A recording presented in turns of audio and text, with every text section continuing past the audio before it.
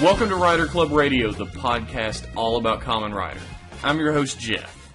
And I'm Liam. And today we're going to be talking about whatever episode of Kamen Rider Drive this is. I bet it's the one after 36. Yeah, well, you figured it out halfway through your sentence. Yeah, it's 37.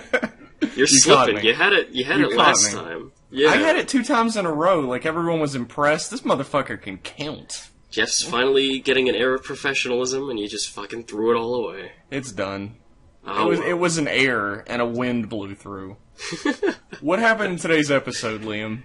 Okay, today's episode is the start of a whole new plot point, because we just ended the whole thing of, oh, who killed Shinosuke's dad? Oh, it was Nira, we gotta kill Shinosuke's dad's killer, Nira. That's all done now, finally. They're not going back to it, thank God. Far as we know. Far as we know.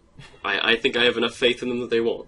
So there's some fiery Roidmudes running around at the beginning of this episode, and they're even the generic Roidmudes, they haven't evolved or anything, they're all fiery, they're throwing fire everywhere.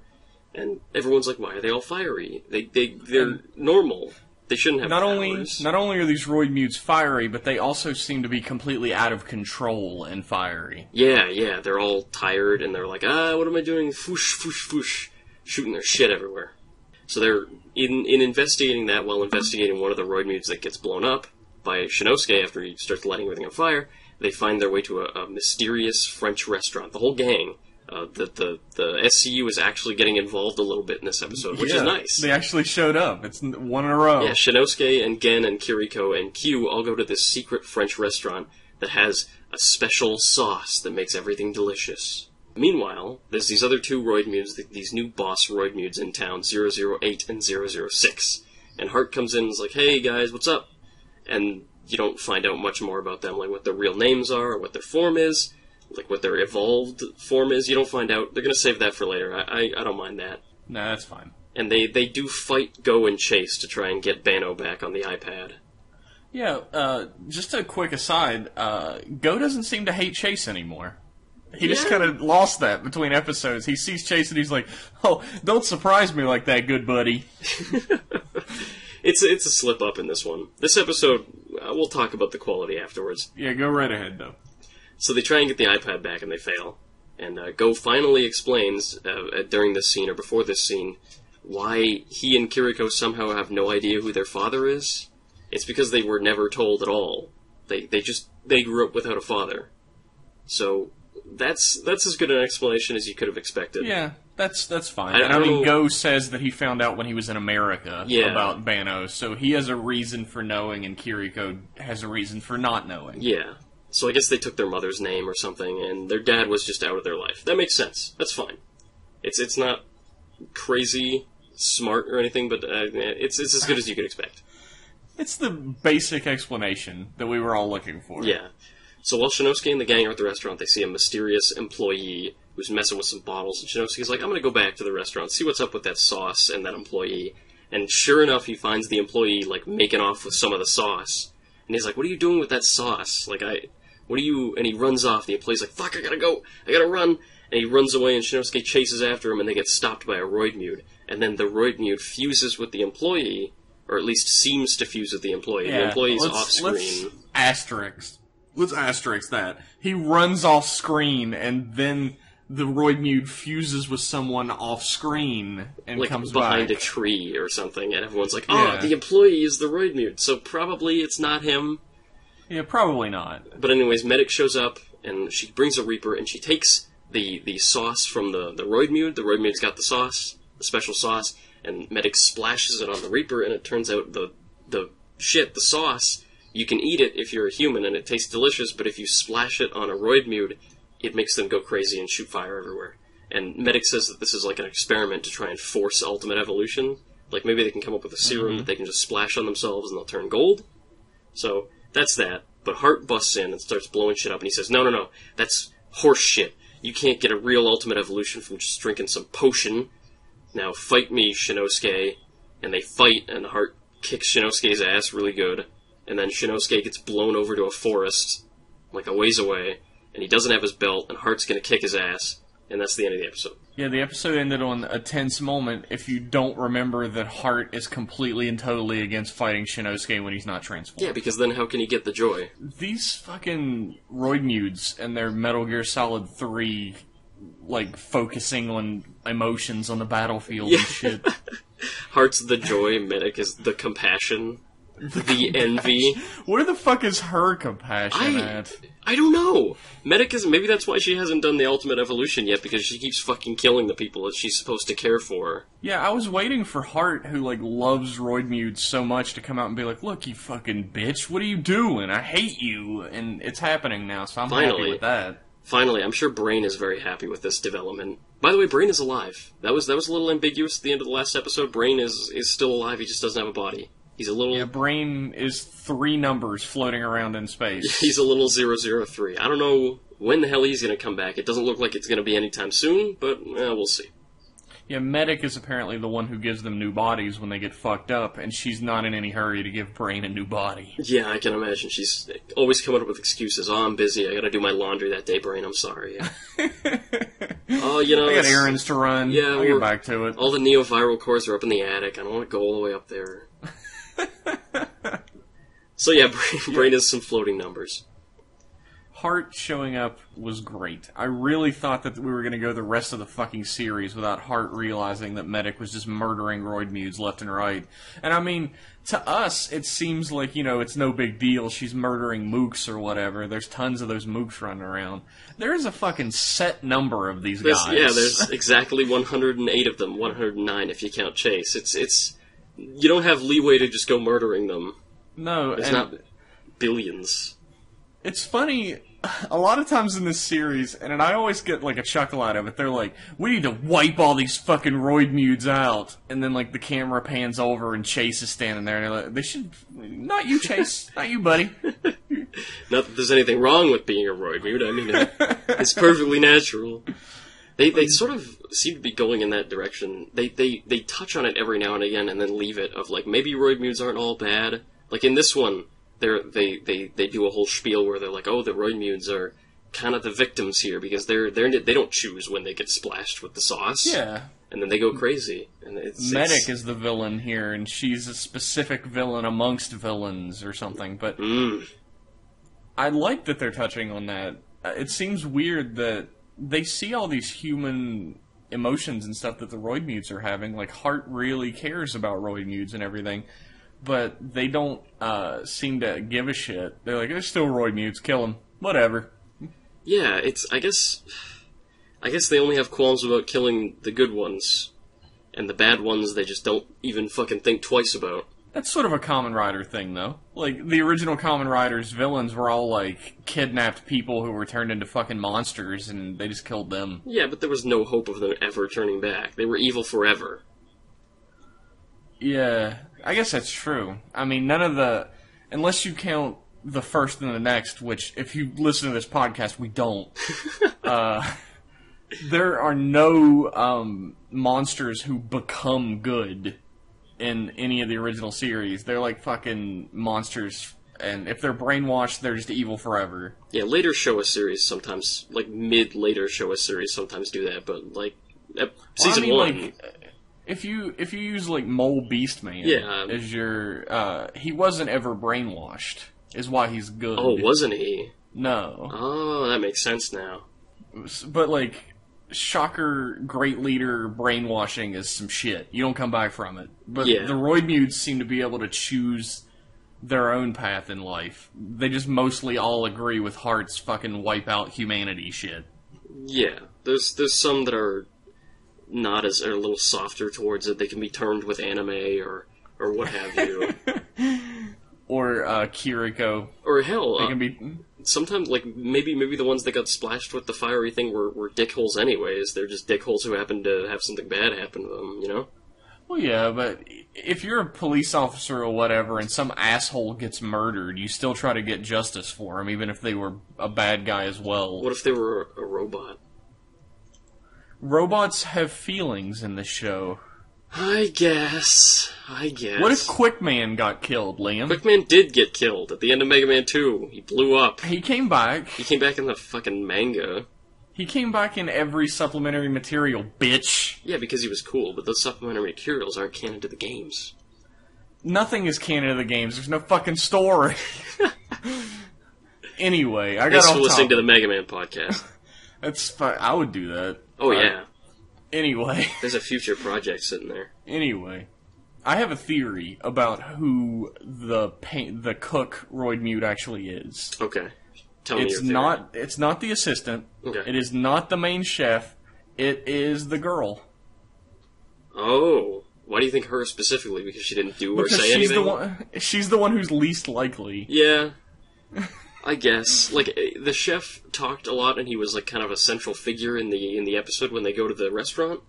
The girl was the one who didn't say much or do much. She was very meek. She was introduced and then forgotten, which makes her the perfect culprit in any crime. Yeah, I would say her, but, like, I've been wrong about this before. Like, it was absolutely the most obvious person in some episodes before, like, the Tachibana episode. Yeah. Yeah, he was the most obvious person to be dealing with the Roidmude. Well, because you said back in the Tachibana episode, it's that crime show flaw, where it's like, here's this new character, and also at the same time, somebody is killing people. Who is this mysterious person? Who the fuck do you think? It's the guest star problem in cop shows. Yeah, exactly. So, Kamen Rider Drive is picking up all those cop show cliches. For better or for worse, yeah. But that's my theory for it. If I'm completely fucking wrong, write in and tell me. Write in and tell me I'm an idiot. Go ahead. I think you're right. I'll throw in on this crazy shit. It's the girl. She was not the sous chef. She wasn't the actual chef. She was something else. She was a Roidmude infiltrator. Yeah, that's what it said under her name when it introduced her. Maybe that's why. Maybe that's why I think she's the Roidmude. But what did you think about this episode, Liam? I'll let you go first this time. There are some ups and there are some downs in this episode. We looking at a D- again? D- is the highest I will give, so don't expect it. No, it's the ups are that we get to see the SCU again. Thank fucking God. That's true. We get a nice lighthearted, slightly more lighthearted plotline than all like Tamari's dad is getting murdered. It's not as emotional. It's not as dire. There's no Mexican standoff hostage situations. It's about like a silly French chef and his weird delicious sauce. And there's comedy scenes like when they're describing the deliciousness of the sauce, and Krim obviously can't eat it because he's a fucking belt. And he's like, he gets so fucking mad and frustrated. Stop talking about the sauce! It's just like, it's a very old, like, story technique that after you have something really, really heavy happen, you just have this, like, light stuff to ease the audience out of that. That's good. I like that. Mm-hmm. That having been said, it's just not as good quality writing as we've had in the last few episodes. That the bar has just been set too high. And when we come to this thing, it feels like this is going to be another sort of like one-off plot. Like it's going to be like a 2 or 3-parter, and then like the bad guys are making a sauce. It doesn't work. Forget the whole fucking thing and move on. And I feel like it's not going to have much impact in the end. I know. Well, Hart is getting his final evolution next episode. Exactly. But what is the sauce going to have to do with that? Well, think about it this way. This episode might be like a 1 or 2-parter or whatever, but there had to be a catalyst that mattered in that moment to get Hart to his ultimate evolution. It wasn't just he showed up and decided to fight Shinosuke for no reason. He had to show up to protect the Roidmudes from Medic and then fight Shinosuke. I hope you're right. I hope this has a lasting impact, and I guess it will, because Hart's gonna fucking die next episode, almost certainly. He might not die, let's put it that way. Okay. Although introducing 2 big boss characters at the same time seems like a great way to, especially since they seem to hate each other, it seems like a great way to replace the big boss character and have 2 warring factions for a little while. That's another plus I have. The fight scene where the 2 big boss guys, no, it was just one big boss guy, I believe it was 008, comes to go and chase. Really, really cool scene. You get, like, out-of-suit fights. I think it was 006. 6? I don't fucking... They're interchangeable. It doesn't matter. Right now. But that fight scene was fucking great. That's what I was going to bring up when I started talking about it. That choreography was good. If you listen to this podcast, Jeff and I always complain that old Kamen Rider series have a lot of good, raw kung fu. And you don't see a lot of that in modern Kamen Rider. But this episode had a good chunk of it right in the middle. That was great. Yeah, that was like fucking kick a second. I was excited. Yeah. That having been said... The wire special effects were at a minimum, and I appreciate that in a kung fu scene and some martial arts, so... I just wanted to drop that right in the middle of your explanation. Yeah, no, I get it. That having been said about those new villains, I'm not sure if they're going to be as fun as Heart and Brain. Like, Brain, I don't even know how long he's going to last from now on. He doesn't even have a body anymore. Heart has this huge death flag hanging over his head. He's going to reach his final form next episode, which as a villain means you're dead, and also we're getting 2 new villains introduced, which means Heart's probably going to be out the door. I'm going to be on the other side of that. I'm going to say Heart's going to survive. You think? And he's going to survive next episode because Shinosuke doesn't have his belt, and he's not going to want to fight Shinosuke without the belt, so he's going to leave him alone. But the thing is, how is he going to achieve his final evolution if he's not fighting Shinosuke while he's transformed? Maybe he's got such a fucking fight boner that he's going to fight Climax when they exploded, and then he's going to fight Afterglow and turn gold. Maybe. I don't know. I think he's going to leave at the beginning. He's going to say, "Oh, you're not worth fighting without Krim," but later in the episode, maybe at the end, he's going to turn. Maybe. I figure it probably will be at the end, but I don't think Heart's out the door just yet. I don't know. Brain survived. Because Heart hasn't done anything just yet. Yeah, it's true. Look back on his history. He pretty much just stands in dark rooms with drapery hanging everywhere and makes speeches. Maybe his final form achievement, like his getting his final form, will be the herald for him to be part of a better plot. Like, overarching plot, like it was with Brain. Maybe. Maybe. I hope so. I hope so, too. A lot of hopes in this episode. Not as good as the last arc we came out of, but it was pretty good. I liked it. What about you? This is the first step into the new arc, though. You can't... In a way, you can't just, blow your load up front. I'm doing a lot of sex metaphors today. Well, there's promise there. That's the thing. If at the start, it doesn't have to be good right away. It has to have promise. And there's promise for good, but there's potential for bad as well. A lot of it hanging around. I agree. I will come out and say that this episode was not as good as the previous episodes, but that was a high bar that was set by those episodes. Absolutely. So, like you said, the sort of comedy at the beginning of this episode was, right up in your face, and that was because last episode was so heavy. Mm-hmm. And I enjoyed it. I enjoyed seeing Q again. It was great seeing Gen begin. God, they Kiriko spoke. Talked. Yeah, everybody talked. That was so nice to see them getting involved in what was going on. God, that's good. There was some investigating again. It was pretty good. Yeah. I would give this episode a B- or something. I wouldn't be D- or whatever like Liam always does because he's a prick. I would actually say B. I'm going to go the opposite. I'm going to go above you this week. I'll say B. You just gotta outdo me somehow, don't you, motherfucker? I gotta keep the audience constantly guessing. Does Liam hate this show, or does he like this show? Who knows? I enjoyed this episode. There's a lot of promise, and I'm gonna be very disappointed if Heart dies next episode. Because, like I said, he hasn't done anything yet. Yeah. He was there for Dead Heat. He was the reason behind Dead Heat, and then since then, he's done absolutely nothing. Well, I'd like to be able to say that Drive's writers have gotten better recently, so I hope not. I hope our fears don't come to pass. But we'll have to wait and see. I'm on their side. Yeah. I'm on their side. I think that Heart's going to make it out. Yeah. I understand where you're coming from, thinking he's totally going to bite the bucket, because everybody who's turned gold so far has got Ryder kicked into fucking oblivion. Or being floating numbers. Yeah. But I don't think Heart's going out like that. I think he is going to admonish Medic, and Medic is going to learn compassion from that. And eventually, when Heart dies, Medic is going to attain her ultimate evolution because of his death. Oh, yeah. That would be good. That would be good. That would be good. I got caught between great and good, and I said good. That is my fan fiction for this series. I hope it comes to pass. You know what? It's likely. That sounds realistic to me. Of course, we can't say anything until the actual episodes happen, but... Do you think Bano is going to be, a villain or a good guy? I think Bano is going to be a reluctant good guy. That's how it seems to be going. Do you think so? I think, well, actually, fuck, because he keeps saying, oh, you don't know Krim like I know Krim. Krim's got secrets. Maybe he'll put himself against Krim because of what he knows? Maybe.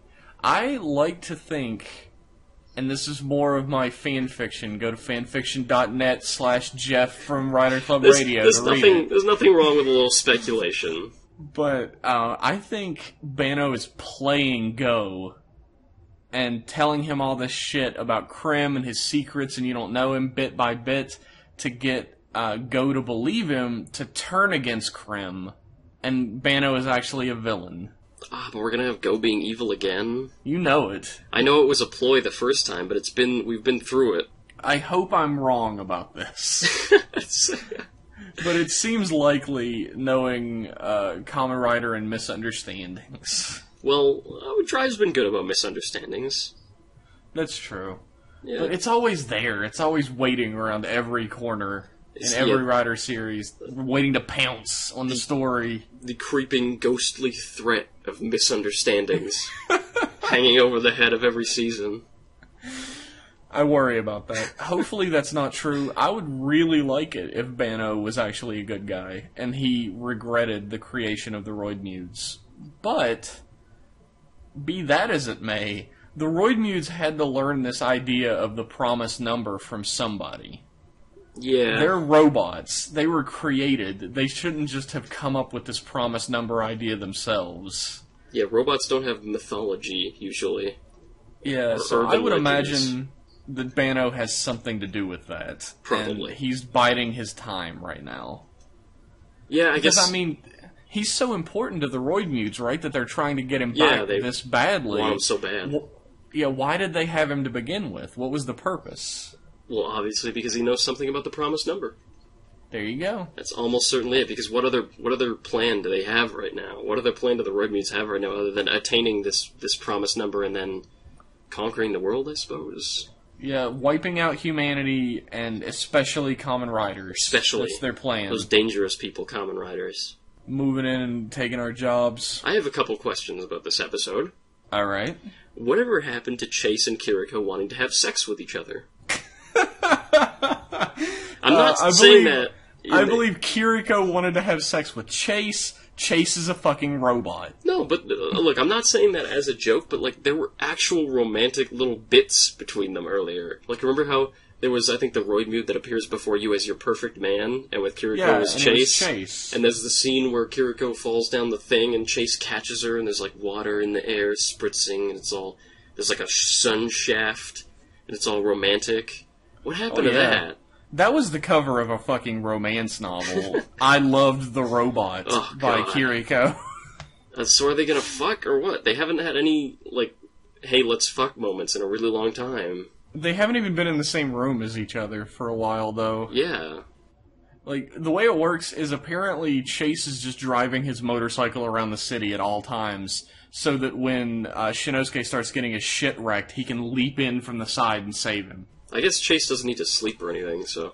So that's the answer to your question. He and Kiriko the writers apparently forgot. They're on a break, I'm sure. I have one more question. Okay. If you'll remember, in the episode where Type Trideron was revealed, Shinosuke and Krim, their consciousnesses fuse? Yes. And Krim can speak through Shinosuke even when they're not transformed. What happened to that? I think that was maybe a little too weird. It was super weird. Yeah, I agree. But I'm kind of glad that didn't come back. Like, I thought, when that happened, I thought the belt would be stuck to him forever. Yeah. And that they were, permanently together. He couldn't do that cool, slapping the belt on his waist move that he does all the time, though. It seemed like they were building towards it, and then they dropped it like a hot potato. Imagine you're a child in Japan, and you're watching Kamen Rider Drive with your little Krim belt around your waist, and, you're hitting the button, and nice drive, Yeah. And then Shinosuke wakes up, and they're like, oh, Shinosuke, you can never take that belt off again. It'll be fused to you forever. That little kid would be yanking that belt off and throwing it across the room like a motherfucker. It would be a little fucked up. All I could think of when I saw that was, how is he ever going to masturbate again with that? Krim, shut your eyes! Shut your eyes! It would be right in front of his face, too. Hovering a mere centimeter away. Oh, God. This is a relationship that he was never meant to have with this belt. Yeah, so that's why they got rid of it. I'm sure the writers probably thought the exact same thing, and they were like, we can't have... It's not internally consistent. The fucking writers of this series thought, how's he gonna beat off? Look, we can't have this happen. He's a single 20-something, okay? It has to pass through their minds eventually. That's how I write my series. Anytime I make a character up or change something about him, I'm like, but wait, is this gonna affect the way they beat off? It's an angle you gotta watch out for. You gotta be internally consistent with your characters. Yeah, you have to keep a constant world. So, thumbs up? Thumbs up, I gotta say. I don't have any questions, but I do have an idea. What is your idea? About this episode. I think this episode is specifically trying to reintroduce the SVU as characters into the show. The show has been so heavily about Shinosuke and his father, and Go, and his father, and Chase, and whatever the fuck Chase is doing, that there was no room for the SVU to have anything to do with it. SCU. Oh, yeah. The Special Victims Unit was in this episode, is what I'm saying. You're thinking of Law & Order SVU. Yeah. That's fucked. Fucking Munch was in this episode. Ugh. Anyway, the SCU is back, and I think it's because even the writers were aware that they had been completely misusing them for a while by not using them. Well, at least they knew. At least they acknowledged it and are working to fix it, thank God. So my theorem, my idea, is that the next few episodes are going to be like quick two-parter stories that have a lot of stuff to do with the full overarching story, but each of them is going to focus heavily on one of the SVU characters again. I mean, this episode was pretty Q-heavy. Yeah, Q. He was driving the force of this episode. Yeah, he was the one who led them to the restaurant, yeah. Yeah, and he was the one who knew everything about it. He's the one who figured it out. He told them everything they needed to know. He's doing what he's supposed to do again, which is great. Yeah. And I think that's going to continue with the other SVU characters. SCU. Watch that. Dude, I had to sit and watch SVU almost every damn episode just playing while I was doing other stuff. Because my lady friend loved that show and had to marathon it on Netflix. Yeah, I was going to say, why did you do that to yourself? Okay, I didn't do it to myself. I understand now. Side note, we say fucking lady friend on here all the time, and it always reminds me of The Big Lebowski when that guy's like, I'm not trying to mess with your lady friend. She's not my fucking lady friend, man. Stay away from my fucking special lady friend. You've been influenced too much by old movies, Jeff. Does that count as an old movie now? God, it was the 90s, wasn't it? I don't think... Well, yeah, it probably does. God. Yeah. We're showing our ages here, I guess. We're in our 20s. Fuck you. Yeah. Anyway. Healthy 20-somethings moving right along. Let's move on to news before my fucking nurse comes in and tells me it's bedtime. News. We got a photograph. This was right after we recorded last time. I think the day after. As always. In keeping with the tradition of the best news coming out right after. Lemon arms and walnut raiment revealed. Pictures. Full body suit photos. Lemon arms looks fucking great. I love it. Almost all the arms, like the Sengoku driver forms, look great, honestly. Yeah, the rapier was a weapon that was really not conspicuously, but I wanted it real bad at a Gaim, and I'm glad we're finally getting it, even if it's just in some V-cinema. Yeah, it's cool, though. It's great that he has his own weapon. He's not a recolor. We mentioned before that we were scared that he was going to be a recolor.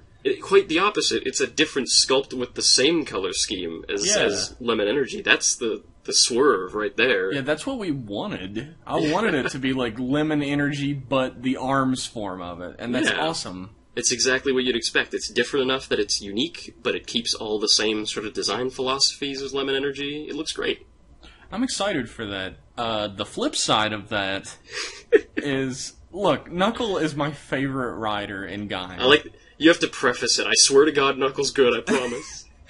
I will fight to the fucking death to defend Knuckle as the best character in Gaim. You're gonna have to, starting now. Walnut Raiment is a piece of shit. It's got the stupid little, like, fig leaf bullshit on the head that I hated that Silver Apple had. Yeah. It has the fucking regular-ass, like, Coda's version of the raiments, and it doesn't look very different at all. It's just big and bulky. It's got sea mines for fists. Yeah, it's got fucking depth charges on his fists. That's actually my favorite part of it. It's a cool little bit. It's really weird, but it's a nifty. I want to see a shot where he blows somebody up by punching them. I really hope that's in there. I hope that's in there too. But man, it's the exact opposite of what I wished would happen. Really, if we were gonna get one shitty suit and one great suit out of it, I wanted Knuckles to be the great suit. But here we are in this fucked up backwards world where Duke gets the better suit. Here's what it should have been. Okay. It should have been back of the helmet, you know, like the back of the helmet bit that arms have. Mm-hmm. It should have been Jinba Lemon back of the helmet, the same one that Gaim had. Would have looked fine on his helmet. The same raiment vest that Jinba Lemon has and all the other raiments, Jinbas, whatever you want to call them. That all the Zimbers. Yeah, all the Zimbers. Slip that on there. No headdress. And just keep the depth charges. It would have looked fine. Don't put the fucking feather on there. Yeah. That's what's making it look so bad to me. It's the big... Like, the back of the head thing looks bad, too, on him. But the fucking feather, what is with that? It's just this big, like, ugly... It sticks out like a sore thumb. It doesn't mesh with anything else in the design. It's just on his fucking head, and it looks awful. You might think we're nitpicking. Go look at this. Oh, yeah, that'll be in the blog post. Check it out. God. Prove us right. Lemon Arms looks great. Yes, thumbs up to Lemon Arms. I love it. Excited to see that. Moving right along. Speaking of Gaim Gaiden 2, we also have a little bit of behind-the-scenes footage for it. It's nothing substantial. It doesn't show much crazy stuff, but there's a little bit of, like, you see some scenes being shot from a non-final perspective, like from off to the side and stuff. And some set footage. I'll link that also in the description in the blog post. It's just a quick little YouTube video. It's like a minute. So speaking of behind the scenes as well, there was a photo released, and I'm sure it wasn't really released. It's like a Japanese Instagram kind of thing of Michi's actor doing voiceover for Gaim Gaiden 2. So we're gonna get some fucking grape nuts. Yes, one of our fans tweeted that at us. Yeah, I will look up who that fan is really quick. Why don't you keep talking about it? I'm already on it. Alright, I'll keep talking about it. Michi has been in no guidance so far. He was in Melon a little bit. I didn't pay attention to him. No, he was in it, and he was actually kind of useful in that plot. That's at Charlie Belfield. Thank you very much. Yeah, we appreciate that. Anytime we miss some news, tweet it at us and tell us we're idiots. Yeah. We will thank you for it. You can't catch everything, you know? No. Like, you can't follow everything comes out the day after we fucking record anyway. Like, even if we did follow all the actor blogs, I wouldn't understand any of it. It would just be a bunch of Japanesey stuff. Oh! The only stuff I see is Tokusatsu Network posting that stuff. Yeah, I have some other news sources, like ORENs, which is the stuff that I post in the blog post all the fucking time. Speaking of actor blogs, a friend of mine, I don't know if he showed this to you, Jeff, this is a mutual friend between us, he showed me a picture of the actor that plays Shinosuke's, his blog. Oh yeah, he like tweeted those photos? Yeah, the photos of his little brother all dressed up like Shinosuke with the driver doing the transformation pose. His little brother looks like a little mini him. It looks like Shinosuke. It's like Shinosuke if Shinosuke was a normal height and not like 7'3". There's a shot in this episode in 37 where Drive untransforms from Type Trideron, and it's like a behind the back shot, and it's really obvious that Shinosuke gains like half a head when he untransforms. Yeah, he grows a fucking foot out of suit apparently. Why don't they have the suit actor stand on a box for shots like that? It's not hard. They don't even think about it, probably. They did it with Coda. Kodo is really short. They made him stand on a box for some of the transformation sequences because they knew. Oh, well, that's like a huge height difference. Like, Koda and his suit actor were like a foot different in height. Yeah, Koda is very short. Like, he would turn around and transform back to normal, and just the top of his head would be on screen. Poor guy. He's great. He's great. We love you, Guy Cusano. Don't be mad. We know you're a big listener of American podcast Rider Club Radio.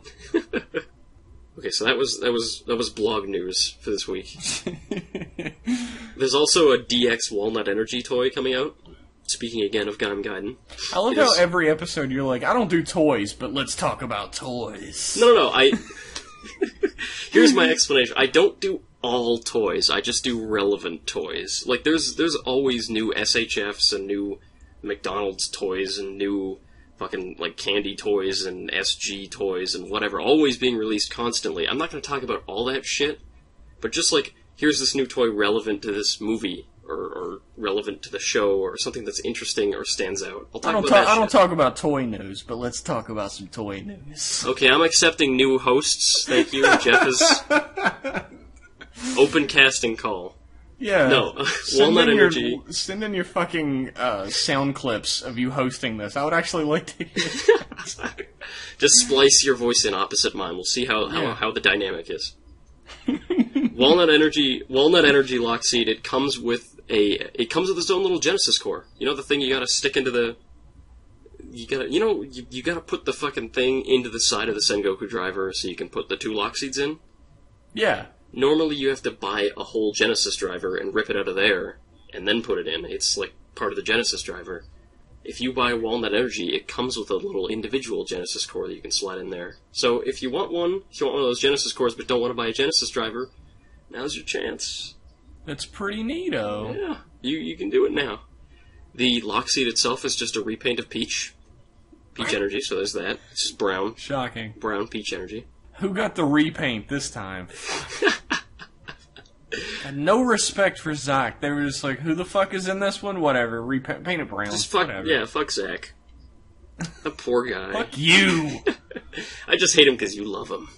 Who's your favorite? Tell everyone your shitty favorite. They all know my favorite was Jonochi, the superior nut rider. The shittiest nut. The superior nut. The worst nut. Okay. Put him in the bottom of a dumpster where he belongs. Oh, no. Acorns go in a grassy field.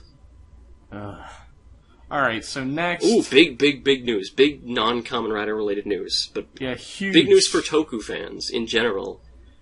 First of all, Die Ranger is getting an official DVD release in the West. By Shout Factory. Gosei Sentai Die Ranger. Yeah, Shout Factory, the same guys that did Zero Ranger. Yeah, they're releasing it fully English subbed. Wow. I'm excited. That's cool! Like, when Zero Ranger happened, it was like, okay, Mighty Morphin Power Rangers, they're doing it on the recognition. Yeah. But here they're doing a show that was never brought over. And they're just putting their faith in it. I love that. This is like a huge step. People who are listening might not realize how huge of a step this is. This is the first time that somebody has taken this big of a chance on a tokusatsu series. Like, there's no connection to America besides the fact that, like, it looks like Power Rangers. The White Ranger was in the American Power Rangers, but that's it. Yeah. Conspicuously taller. But anyway, yeah, this is a big step. This could mean a world of tokusatsu getting official English subs. And as much as I love the people who sub tokusatsu and stuff, they can't put hands on everything. Yeah. There's only so much that one group can sub, and there are only so many groups. So if we can start getting some official subs, those groups can move on to things that aren't subbed and haven't been touched, and we'll have a huge selection of tokusatsu. Maybe someday we'll have Gavon, or Juko B-Fighter, or... Oh, man, in a perfect all those world. dream series. So, when Gosei Sentai Die Ranger comes out on DVD, buy it! I'm gonna buy it. Buy it! I'm gonna pick that shit up quick, because I always kind of want to watch Die Ranger. You might remember that when we were streaming Sentai together... We were watching Sentai, Zero Ranger. We had a choice of what Sentai series to watch next. Our friend gave us a choice, and that choice was Sun Vulcan or Die Ranger. And it was a real tough decision, but we went with Sun Vulcan. I've never actually seen Die Ranger. I wanted fucking Jetman. We couldn't find Jetman, is why we went with Sun Vulcan. Jetman, I found Jetman. Maybe it's easier to find now than it was back then, but... Yeah, probably so. I've not seen... pick up Die Ranger. Yeah, it's all about, if you don't know, it's all about Kung Fu, Chinese martial arts. That's the theme. There's like a drunken boxer and shit like that. It's really cool. Yeah. It's pretty, like, heavy on, like, real Kung Fu choreography. Yeah. I've heard as well. So I'm excited for that. I swear Shout Factory didn't pay us. This is homegrown hype. Yeah. I think it's cool. If it was anyone, I don't give a shit about Shout Factory. I just want them to see that it's profitable so that other companies will get in on it as well. Yeah. And we can get a ton of series with English subs. This could be the dawn of a new age. It could be. It probably won't be, but I hope it is. Speaking of Toku coming to the West, Crunchyroll is going to simulcast Ultraman X, starting... Yeah. Isn't it... English sub. Is it already on now, or is it starting very soon? I think it starts this week. It's happening probably by the time you're listening to this. Yeah, it's happening! It's happening! But I would like to take a quick moment. We were actually given a guest pass to Crunchyroll so that we would be able to watch Ultraman X. We might actually talk about it a little bit on the podcast as we go along. Yes, shoutouts. It has jack shit to do with Kamen Rider. Shoutouts to Low Visibility. We love you. Yeah, thanks so much. We appreciate you giving us that guest pass. We love you. Here's us promoting Low Visibility like they fucking need it from us, but... This is David promoting Goliath over here. Not that we're going to throw rocks at you or anything. No, we love you. But we greatly appreciate that. You have opened the doors to Ultraman for us, because like we said in a previous episode, neither of us have actually watched a whole lot of Ultraman. So this could be our first steps into widening our Toku view. It sounds like a very good. It's a very good jumping on point. There you go. It's right there on Crunchyroll for you. Go check it out. If you've been interested in Ultraman, this is your chance. Well, I think that's it for news. No, yeah, that's it for news. However, we do have some emails this time around. Yes, that's riderclubradio@gmail.com if you want to send us an email. You're such a shill. Do it right at the beginning. It's better that way. It's true. We got an email from Hotshot. He says, "Great podcast, guys. Keep up the good work." Thanks so much. Thank you. My question for you guys is, what type of rider would you want to be? Like how Abyss is a Ryuki-type rider in Decade, and what would you call yourself? So, like, what show I think theme? Yeah. Like, which show would you want to be from, and what type of rider would you want to be? Yeah. How about that, Liam? What do you got? Oh, that's a tough one. A while back I would have said Ryuki, but Ryuki riders have shit lives, so no. That's true. You do fucking die. Yeah, you're guaranteed to die. Probably Kabuto, because freezing time is really cool. That's true. Kabuto was pretty fucking high up there for my choices. Kabuto, like, just the suits, the slick suits, clock up, casting off. Kabuto's just got all the cool shit you want. That's true. As to what kind of Kabuto rider I'd be, I wouldn't want a Spider Zector. I think that'd be cool. Ooh. What? It would frighten me. What about you, Jeff? If I had I'm just gonna take 1 second to say if I was in Kabuto, and I could have a Zector, man, a bee is already taken, but that would be so fucking sick. It's a wasp, Jeff. A wasp? I don't want to be a fucking bee. bumblebee. Yeah, you can be a big fat bumblebee. You'd be like Bee Mario, shaking your butt Mantis. I'd be a mantis. Oh yeah, that's an obvious And choice. have like big blades on the arms? That'd be pretty fucking sweet. Yeah. You can do that. That's not what I would choose, though. I would choose to be a double rider, and I would have a lost driver, and I would use metal. Oh, you would just I would be Kamen Rider Metal. Okay, that makes sense. And I would fuck up all of the dopants. Double designs are really slick. Oh, yeah. I know we say that about Kabuto, but double designs are literally, like, slick and smooth, and, like, few details. Just, like, here's some single colors. Nice, simple. Except Excel. Except Excel. Excel is the somehow exception because he's got that weird motorcycle belt or whatever. Yeah, Excel has a completely different driver, but with Lost Drivers, you look like double. You look like one half of double, but doubled. Yeah. Except Skull had a different head. Skull, yeah, I guess maybe if you use it alone, it gives you a specialized head for all maybe, of them. Because Eternal had kind of a specialized head, Eternal too. had a specialized Yeah, head. he had the horns. But Joker did not. Yeah, it's true. It's true. Maybe Joker. Maybe if you use two together, it just gives you the Joker head because that's the default. Oh, but then Cyclone didn't have a. This is getting really complicated. We're getting into the fucking anatomy, the scientific study of Kamen Rider Double. I want to write a thesis. Yeah, on this. I would be Kamen Rider Metal, and I mean we've made like riders for tabletop games before.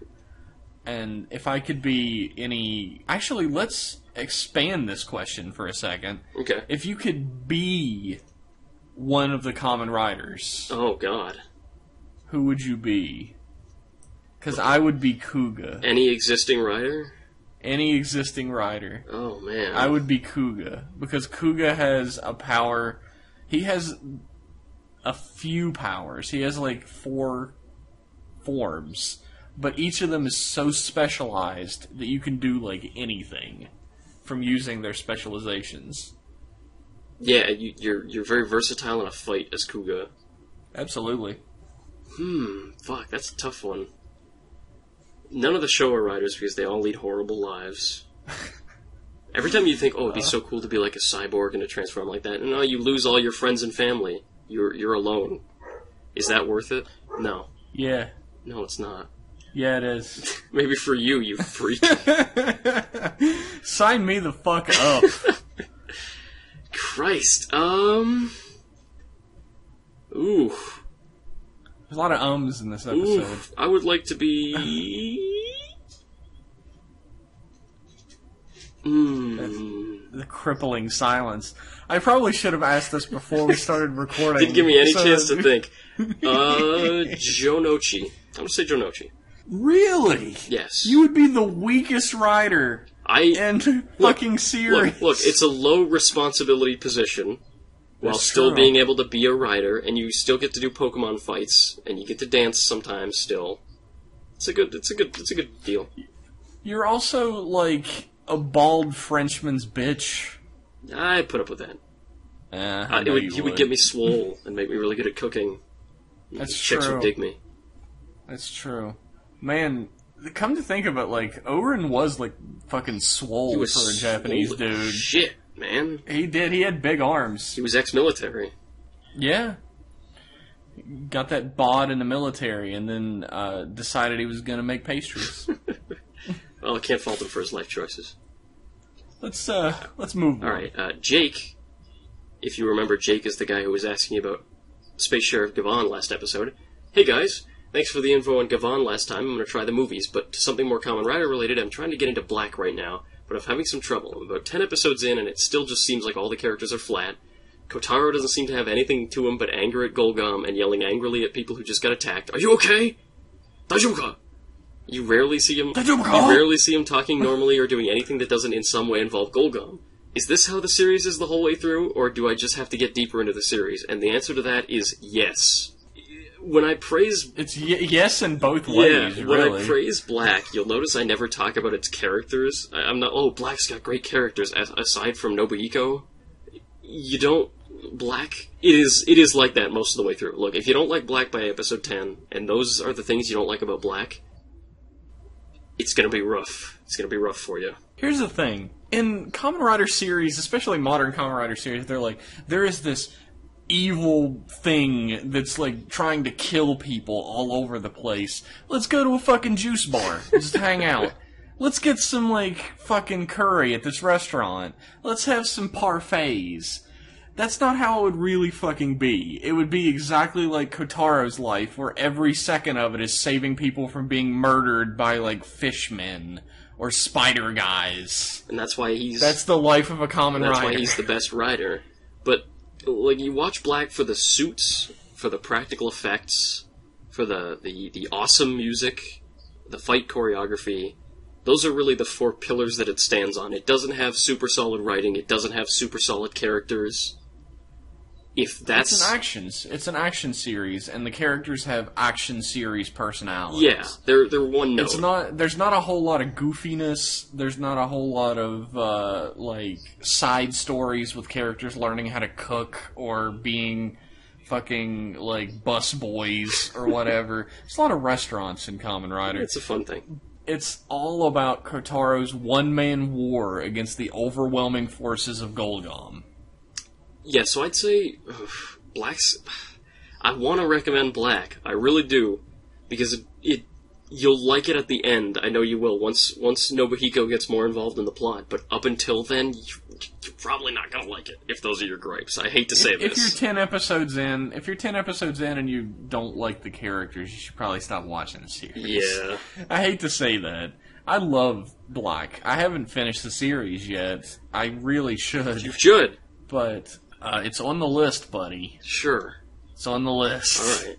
Get working on that. That's actually what I'm working on now. I said I was watching Forza a while ago, and I watched 2 episodes. So send me an hate mail about that shit as well. I'll send you an hate mail about that. I'll send emails to our own account. About Forza? You haven't seen that shit To either. Rider Club Radio from Rider Club Radio. Please finish your Rider backlog. Love, Liam. You're kind of a piece of shit. So yeah, Black might not be... You might not like Black. I hate to say this. I hate to say it as well, but it's classic Showa Kamen Rider, but taken to its pinnacle. Yeah. Anyways... Let's move along. Away from that somber note. We have another email from #1 superfan Cyberman Worf. Hey, buddy. And he says, "Hey guys, how are you doing?" Kind of shitty. After that, I'm all down, I'm all glum. Still enjoying the podcast as always. Since I didn't ask a question last time, I thought I would ask 2 questions. Alright, you greedy bastard, what do you got? Given you guys are quite entertained with Nira and his glorious assholishness, what Rider season would you throw Nira into and just have him screw things up in? I would throw him directly into Kamen Rider Phase. Fuck, I was gonna say Phase. And I would just have him follow fucking every character around like he does Shinosuke. Like, he just hates everyone's guts, and he's gonna make their lives a living hell. Because at least it would be fucking entertaining, then.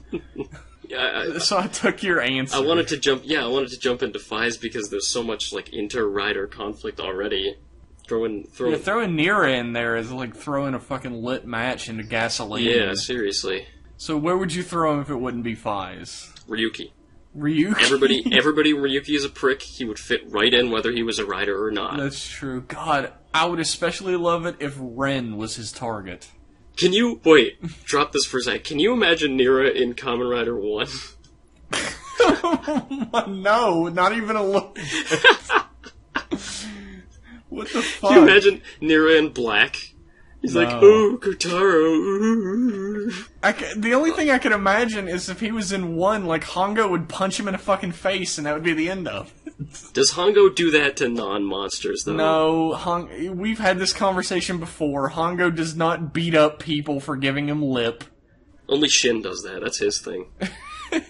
Yeah, put him into Shin. That would make Shin even better. If Nira was in Shin and Shin found out that Nira killed his dad or something, Shin would just stab him and brutalize him and rip him apart. Yeah, Shin would rip his fucking head off. Like does he was Sub-Zero in Mortal Kombat. God, Shin is awesome. Anyway, question number 2. Also, given how most things with Rider crossovers tend to not be so great, Kamen Rider vs. Super Sentai, for example. Oh, there are many more examples. What do you think would make a good crossover with Kamen Rider?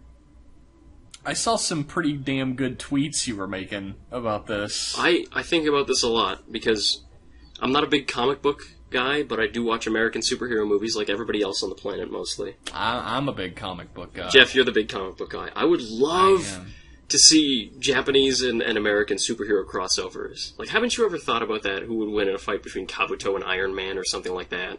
A little dream match played out in your head. How would that go? Yeah, I've often thought about, Green Lanterns are an intergalactic police force, right? Yeah. Well, what about they should meet up with the space sheriffs out there, and, like, misunderstandings would happen, and they would, like, fight each other for a little bit because it's American comics, and then they would team up and, like, face down the fucking Maku Empire or something. It would be great. Maku Empire joined by Darkseid or something like that, I don't know. Yeah, like, the Manhunters have joined the Maku Empire, and, like, they have to work together to split them up and stop it. Red Maku Lanterns. That would be so great. There's so much. It's an infinite font of untapped potential that we will probably never be able to drink from. That was actually going to be my answer as well. Like, there were a bunch of publicity stills done back in the 70s when Japanese Spider-Man was airing. Yeah, I was just about to talk about those. Yeah, it was airing around the same time as Kamen Rider V3, and they were done by the same company, of course, so they did a bunch of publicity stills of the two of them fighting mooks together. And ever since I saw that, I thought that would be fucking perfect. Like, Spider-Man and Kamen Rider. It's amazing. Great. It's Marvel's flagship hero and Toei's flagship hero fighting together. And they're both bugs. Works perfectly. Yeah, I would especially love to see, like, Spider-Man and Kamen Rider Black team up. Because Black is so fucking serious, and Spider-Man always works best when he's quipping next to somebody who has no sense of humor whatsoever. Yeah, you gotta have a straight man in order for it to be funny. And I think Kotaro makes the perfect straight man because he doesn't smile. He never smiles. He only knows rage. He smiles in flashbacks when he lives, like, the happiest, like, fucking laundry commercial life. Yeah, it's like fucking takes happy showers with his brother. It's like a commercial for, like, a birth control pill or something. He's always, like, running around, like, yeah, like, playing tennis, and he's got the sweater tied around his neck like some rich douche. Shows him, like, him and his brother are riding, like, a two-person bicycle through a fucking field or something. It's beautiful. And then it's destroyed by Golgom. He would make a perfect, like, playing alongside Spider-Man. I think that'd be great. There's tons of potential. Yeah. I also think, like, originally in comics, Captain America was unthawed in the 70s. Mm-hmm.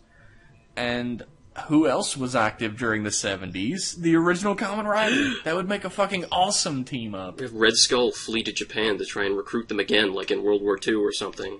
Yeah, like, there could be some, like, fucking Japanese supervillain, like, well, fuck it, he could just team up with Shocker.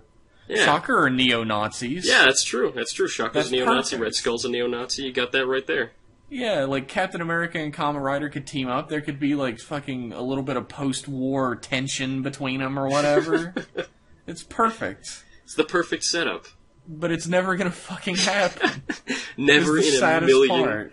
Like, it's one of those things that it is possible, but we can say with confidence that it will never, ever happen. Yeah, how awesome would a team-up, even getting outside of Kamen Rider, how awesome would a team-up between Ultraman and Superman be? Oh! God, that would be good. I would want to see Kuga and Superman, because they're both paragons of niceness and goodness. Oh, yeah. They would get along. They would be the bestest of friends. Giving each other thumbs up all day. Oh yeah, that would be beautiful. On a more realistic note, maybe Kamen Rider with Tatsunoko heroes like Gatchaman or Cashern or that Tekkaman Blade, that group. Yeah, I could definitely see like Tekkaman and like all the fucking Tatsunoko versus Capcom characters. Yeah, man, if you haven't played Tatsunoko versus Capcom, you should play that. There should be Tatsunoko versus Toei. I'd play the shit out of that. God!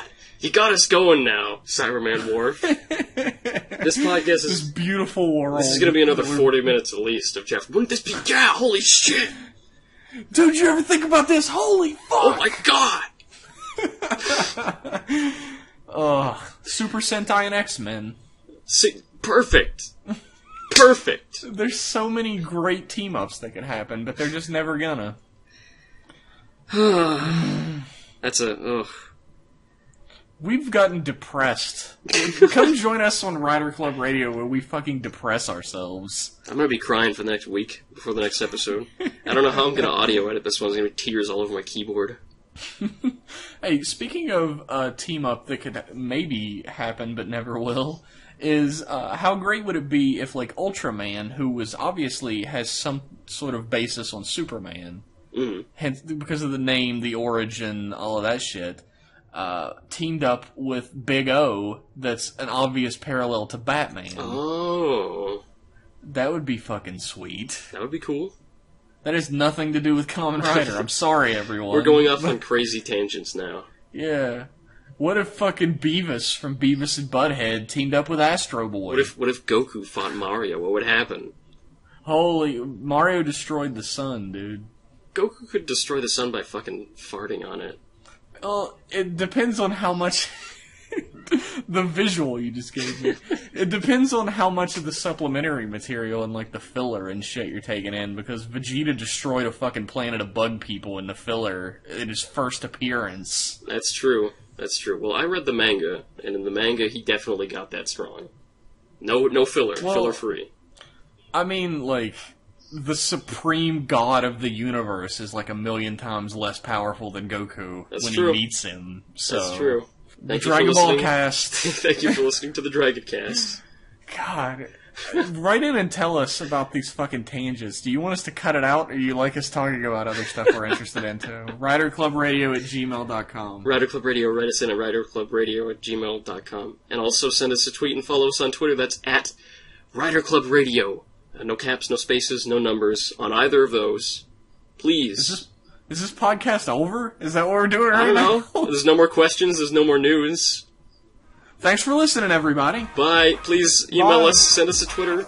Shoot us a tweet. Goodbye.